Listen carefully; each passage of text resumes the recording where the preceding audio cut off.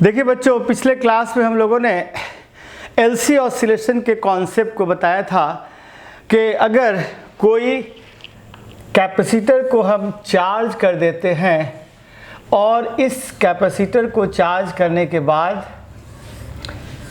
Inductor से जोड़ देते हैं, तो जब कैपेसिटर को चार्ज करने के बाद हम इंडक्टर से जोड़ देंगे तो कैपेसिटर इंडक्टर के थ्रू डिस्चार्ज होगा।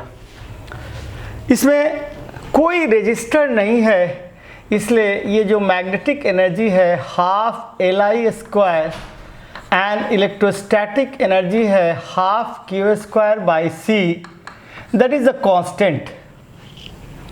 और चूंकि ये कांस्टेंट है इसलिए इसका फर्स्ट डिफरेंशियल 0 होता है।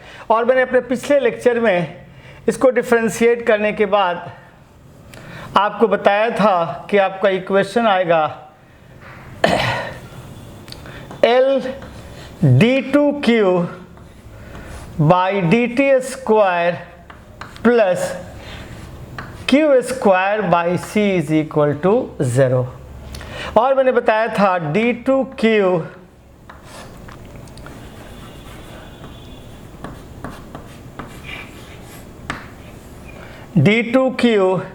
By dt square is equal to 1 by CL into Q, और 1 बाई CL को मैंने ओमेगा स्क्वायर लिखा था। d2q by dt square plus omega square Q is 0। This is the differential equation, जिसको सॉल्व करने के बाद हम लोग ये बताते हैं कि कब कैपेसिटर पे चार्ज मैक्सिमम होगा, कब हाफ ऑफ द मैक्सिमम होगा, कब इंडक्टर पे करंट का वैल्यू क्या होगा, कब करंट मैक्सिमम होगी, कब मैग्नेटिक एनर्जी मैक्सिमम होगी, कब मैग्नेटिक एनर्जी और इलेक्ट्रोस्टैटिक एनर्जी दोनों बराबर होगी। और इसको सॉल्व करने के बाद Q का वैल्यू हमको मिला था Q0 cos omega t, where Q0 is the initial charge on the capacitor at t equal to 0। और फिर हम लोगों ने इसको डिफरेंशिएट करने के बाद करंट का वैल्यू निकाला था ओमेगा Q0 cos का हो जाएगा साइन ओमेगा t, और cos का डिफरेंशिएशन माइनस साइन होता है।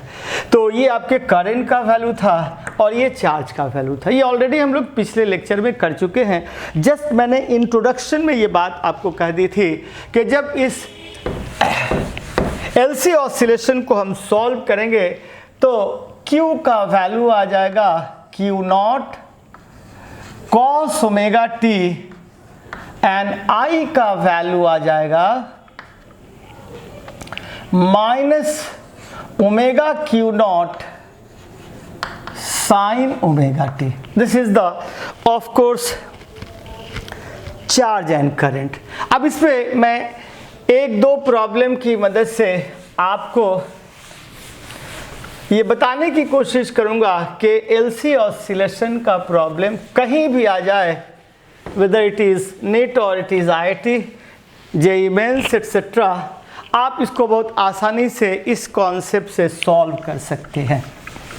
जैसे मेरा पहला क्वेश्चन नंबर 1 है कि एक कैपेसिटर है जिसको मैंने 12 वोल्ट से चार्ज कर दिया। कैपेसिटर को क्या किया? 12 वोल्ट से मैंने चार्ज कर दिया।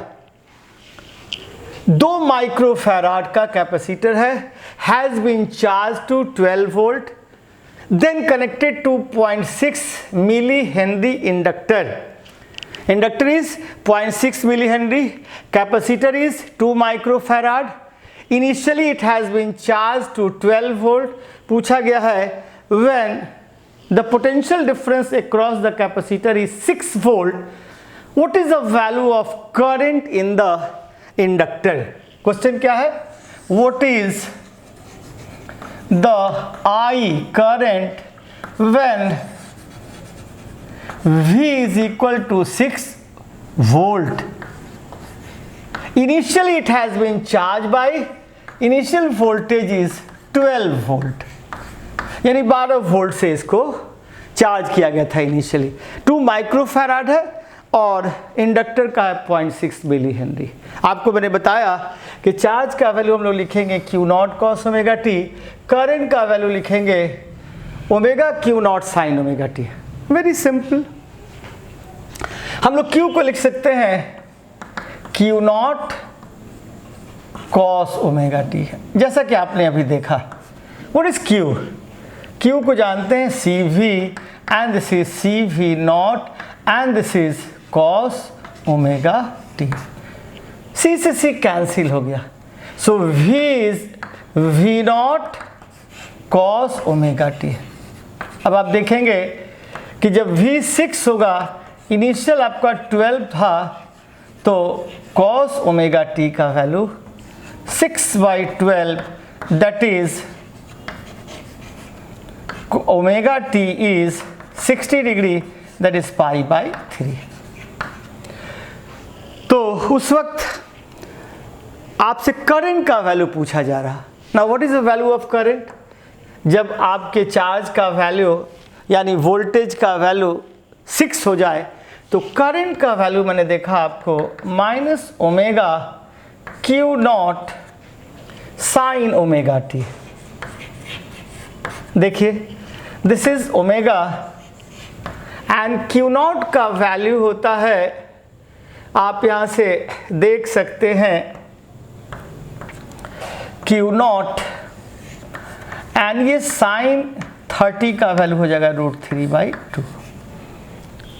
अब आप देखिए, ये ओमेगा का वैल्यू है 1/CL रूट अंडर, नेगेटिव से कोई मतलब है नहीं। Q नॉट का वैल्यू है CV नॉट, V नॉट का वैल्यू मैंने 12 रख दिया है, इसलिए मैं इसको 12 कह दूं, और ये है √3/2।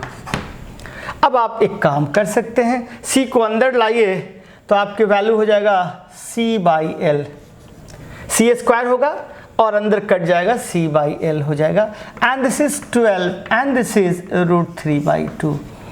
तो C का जो वैल्यू है वो है 2 माइक्रोफैराड। C का वैल्यू कितना है? 2 माइक्रोफैराड। सो 2 × 10⁻⁻⁶। यहाँ के बाद हम यहाँ आते हैं, और L का वैल्यू है of course 6 milli henry, 0.6 milli henry. तो आपने इसको निकाल लिया और ये 6√3 हो जाएगा। कैसे समझ गए? 12 से 2 कट गया। अब यहाँ आप देखेंगे तो ये चला जाएगा 2 × 10⁻³ डिवाइडेड बाई 6 × 10⁻⁻1। 3 से 3 कैंसिल हुआ, और तब ये आ जाता है आपको 2/3, एंड ये हो गया आपका 6√3। तो ये हो जाएगा 2/3 एंड दिस इज 10⁻⁻2 6√3। कैंसिल हो जाएगा इसका, जब स्क्वायर रूट लीजिएगा तो ये आपको आ जाएगा यहाँ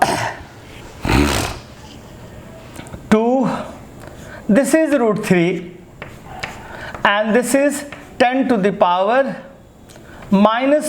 6√3। तो ये √3 से √3 आपका कैंसिल हो जाएगा, और ये जो आपका C था 2 माइक्रोफैराड, तो 2 माइक्रोफैराड ठीक है, 2 × 10⁻⁶, और L का वैल्यू है ऑफ कोर्स 0.6 मिली हेनरी 10⁻3, ये भी ठीक है। तो आपने देखा कि ये कैंसिल होकर 10⁻3 हो जाता है, 2 6 10⁻3, ये आपका कैंसिल हो जाता है, और ये 10⁻2 आ जाएगा, और यहाँ पे ये 2/6 ही है, दैट इज़ 2/6, और 2/6 को हम लोग यहाँ से किया तो आपका आ जाएगा ये 1/3 √3 आ जाएगा, इसका √3 आ जाएगा, और ये 10⁻⁻1, 3 से 3 कैंसिल हो जाएगा, 2/3 का नीचे √3 हो जाएगा, और 10⁻⁻1 इसका 6, 3 से 3 कैंसिल होकर 0.6 एम्पियर आ जाएगा वैल्यू, 0.6 एम्पियर। ये √3 है, 1/3। तो इस तरीके से आपने देखा कि आपसे पूछा गया था कि जब वोल्टेज का वैल्यू 6 हो जाए तो करंट का वैल्यू क्या होगा। तो I hope it is very simple, वैसे इसको रिपीट करने की ज़रूरत नहीं है। Q is equal to q naught cos omega t, i is equal to minus omega q naught sine omega t, ये है। तो जब इनिशियल वोल्टेज आपका 12 है तो Q को लिखोगे Q naught cos omega T, this is CV is equal to CV naught cos omega t, this is 6, this is 12, so it is 60 degree. The value of current is I is equal to minus omega q naught sin omega t, that is omega q naught root 3 by 2. Omega is root under 1 by CL, minus से कोई मतलब नहीं है, और ये CV हो जाएगा, C अंदर चले जाने पर ये C by L 12 root 3 by 2 हो जाएगा। और इस तरीके से आप देखेंगे C is 2 माइक्रोफैराड, ये 6 into 10 to the power 3, 6 root 3 आ जाएगा। और इससे आपका 2/3, ये 2/6 है, 10 to the power, ये ऊपर जाने पर 2 हो जाएगा, 6 रूट 3 से 10 to the power 1, इधर 1/√3 कैंसिल हुआ 0.6 ऑफ कोर्स एम्पियर। ये बहुत आसान सा क्वेश्चन था, ये हालांकि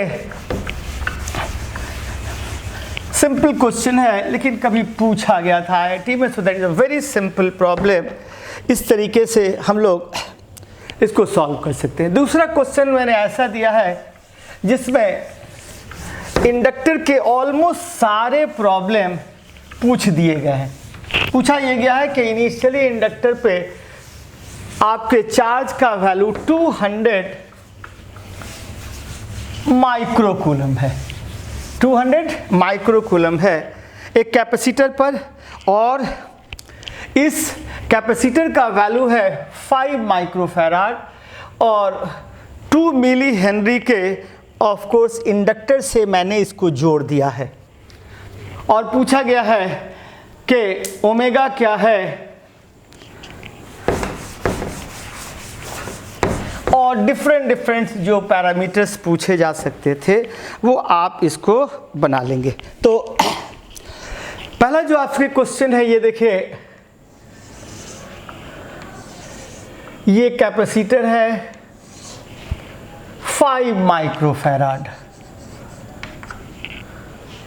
इसको इनिशियली कितना चार्ज कर दिया गया।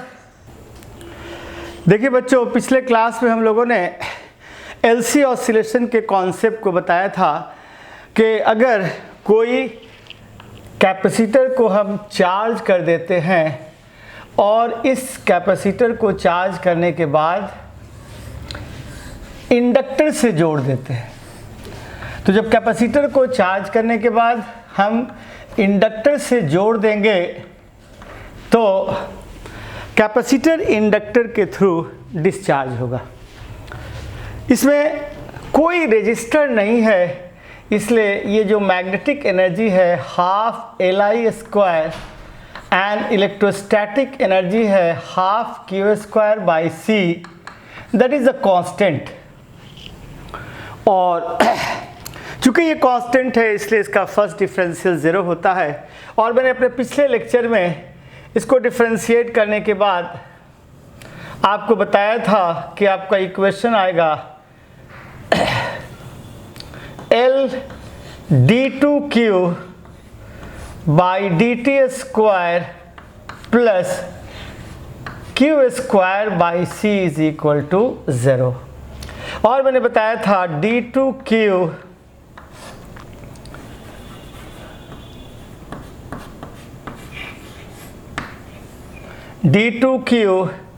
by dt² is equal to 1/CL into Q, और 1/CL को मैंने ओमेगा² लिखा था, d2q by dt² plus ओमेगा² Q is 0। This is the differential equation, जिसको सॉल्व करने के बाद हम लोग ये बताते हैं कि कब कैपेसिटर पे चार्ज मैक्सिमम होगा, कब हाफ ऑफ द मैक्सिमम होगा, कब इंडक्टर पे करंट का वैल्यू क्या होगा, कब करंट मैक्सिमम होगी, कब मैग्नेटिक एनर्जी मैक्सिमम होगी, कब मैग्नेटिक एनर्जी और इलेक्ट्रोस्टैटिक एनर्जी दोनों बराबर होगी। और इसको सॉल्व करने के बाद Q का वैल्यू हमको मिला था Q0 cos omega t where Q naught is the initial charge on the capacitor at t equal to 0। और फिर हम लोगों ने इसको डिफ्रेंशिएट करने के बाद करंट का वैल्यू निकाला था ओमेगा Q नॉट कॉस का हो जाएगा साइन ओमेगा टी, और कॉस का डिफ्रेंसिएशन माइनस साइन होता है। तो ये आपके करंट का वैल्यू था और ये चार्ज का वैल्यू था। ये ऑलरेडी हम लोग पिछले लेक्चर में कर चुके हैं। जस्ट मैंने इंट्रोडक्शन में ये बात आपको कह दी थी कि जब इस एलसी ऑसिलेशन को हम सॉल्व करेंगे तो Q का वैल्यू आ जाएगा Q not cos omega T and I का वैल्यू आ जाएगा minus omega Q nought sine omega T. This is the of course charge and current.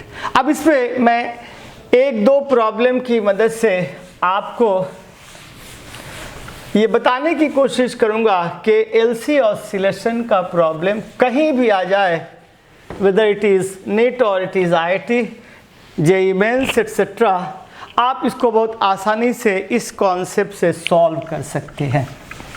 जैसे मेरा पहला क्वेश्चन नंबर 1 है कि एक कैपेसिटर है जिसको मैंने 12 वोल्ट से चार्ज कर दिया।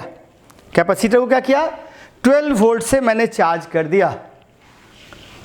2 माइक्रोफैराड का कैपेसिटर है, has been charge to 12 volt, then connected to 0.6 millihenry inductor.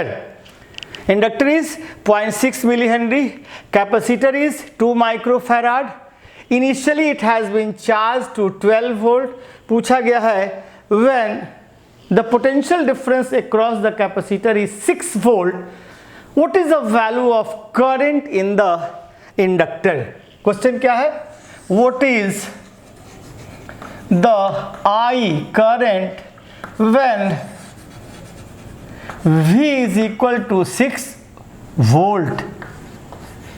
Initially it has been charged by, initial voltage is 12 volt, यानी 12 वोल्ट से इसको चार्ज किया गया था इनिशियली। 2 माइक्रोफैराड है और इंडक्टर का है 0.6 मिली हेनरी। आपको मैंने बताया कि चार्ज का वैल्यू हम लोग लिखेंगे Q not cos omega T, current का वैल्यू लिखेंगे omega Q nought sine omega T. Very simple. हम लोग Q को लिख सकते हैं Q not cos omega T, जैसा कि आपने अभी देखा। What is Q? Q को जानते हैं CV and this is CV not and this is cos omega T. C से C कैंसिल हो गया, सो V is V not cos omega T. अब आप देखेंगे कि जब V 6 होगा, इनिशियल आपका 12 था, तो कॉस ओमेगा टी का value 6/12, that is omega t is 60 degree, that is π/3। तो उस वक्त आपसे करंट का वैल्यू पूछा जा रहा। Now what is the value of current? जब आपके चार्ज का वैल्यू यानी वोल्टेज का वैल्यू 6 हो जाए तो करंट का वैल्यू मैंने देखा आपको minus omega Q nought sine omega t. देखिए this is omega and Q nought का वैल्यू होता है, आप यहाँ से देख सकते हैं Q नॉट एंड ये साइन 30 का वैल्यू हो जाएगा √3/2। अब आप देखिए ये ओमेगा का वैल्यू है 1/CL रूट अंडर, नेगेटिव से कोई मतलब है नहीं। Q नॉट का वैल्यू है C V not, V not का वैल्यू मैंने 12 रख दिया है, इसलिए मैं इसको 12 कह दूँ, और ये है √3/2। अब आप एक काम कर सकते हैं, C को अंदर लाइए तो आपके वैल्यू हो जाएगा C/L, C स्क्वायर होगा और अंदर कट जाएगा C/L हो जाएगा, and this is 12 and this is √3/2। तो C का जो वैल्यू है वो है 2 माइक्रोफैराड। C का वैल्यू कितना है? 2 माइक्रोफैराड, सो 2 × 10⁻⁻⁶। यहाँ के बाद हम यहाँ आते हैं और L का वैल्यू है of course 6 milli henry, 0.6 milli henry. तो आपने इसको निकाल लिया और ये 6√3 हो जाएगा। कैसे समझ गए? 12 से 2 कट गया। अब यहाँ आप देखेंगे तो ये चला जाएगा 2 × 10⁻³ डिवाइडेड बाई 6 × 10⁻⁻1। 3 से 3 कैंसिल हुआ और तब ये आ जाता है आपको 2/3 एंड ये हो गया आपका 6√3। तो ये हो जाएगा 2/3 एंड दिस इज 10⁻⁻2 6√3। कैंसिल हो जाएगा। इसका जब स्क्वायर रूट लीजिएगा तो ये आपको आ जाएगा यहाँ 2, this is √3 and this is 10⁻⁻1 6√3। तो ये √3 से √3 आपका कैंसिल हो जाएगा और ये जो आपका C था 2 माइक्रोफैराड, तो 2 माइक्रोफैराड ठीक है, 2 × 10⁻⁶। और L का वैल्यू है ऑफ कोर्स 0.6 मिली हेनरी 10⁻3, ये भी ठीक है। तो आपने देखा कि ये कैंसिल होकर 10⁻3 हो जाता है, 2 6 10⁻3 ये आपका कैंसिल हो जाता है और ये 10⁻2 आ जाएगा और यहाँ पे ये 2/6 ही है, दैट इज़ 2/6 और 2/6 को हम लोग यहाँ से किया तो आपका आ जाएगा ये 1/3 √3 आ जाएगा, इसका √3 आ जाएगा और ये 10⁻⁻1, 3 से 3 कैंसिल हो जाएगा, 2/3 का नीचे √3 हो जाएगा और 10⁻⁻1 इसका 6, 3 से 3 कैंसिल होकर 0.6 एम्पियर आ जाएगा वैल्यू, 0.6 एम्पियर। ये √3 है 1/3।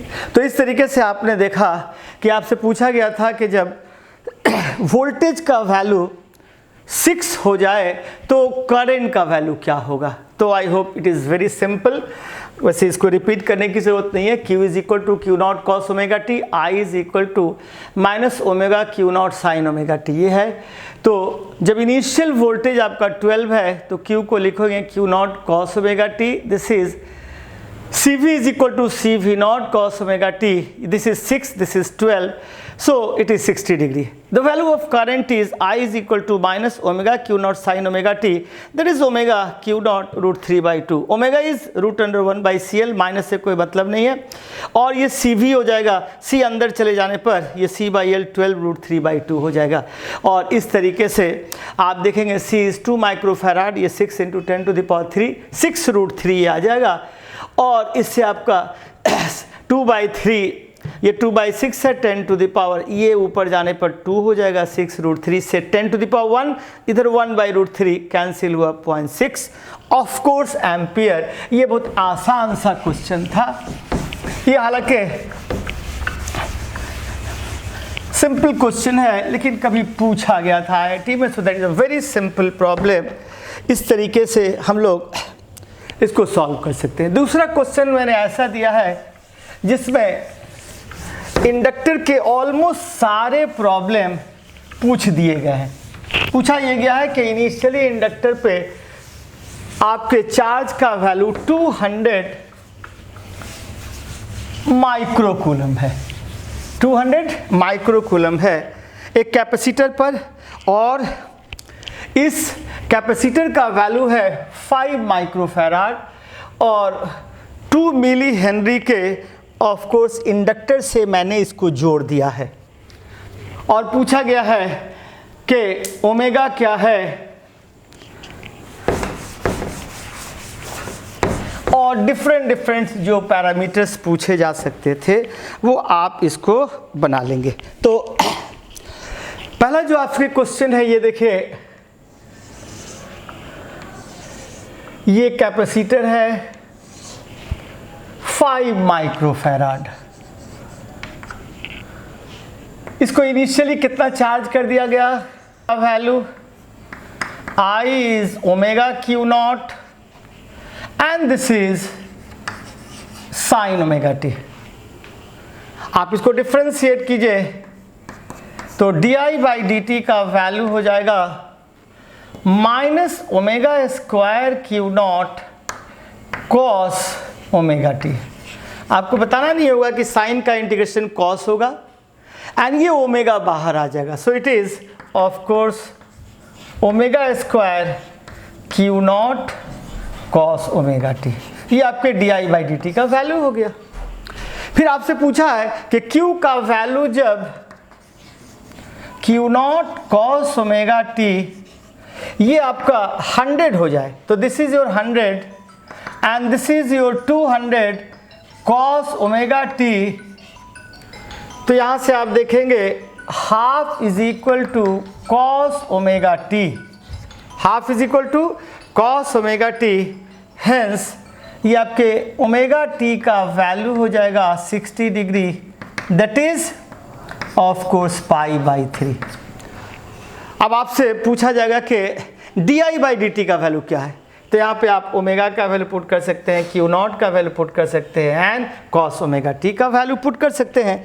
सो नाउ आप पुट कर दीजिए इसको. देखिए व्हाट इज ओमेगा नॉट.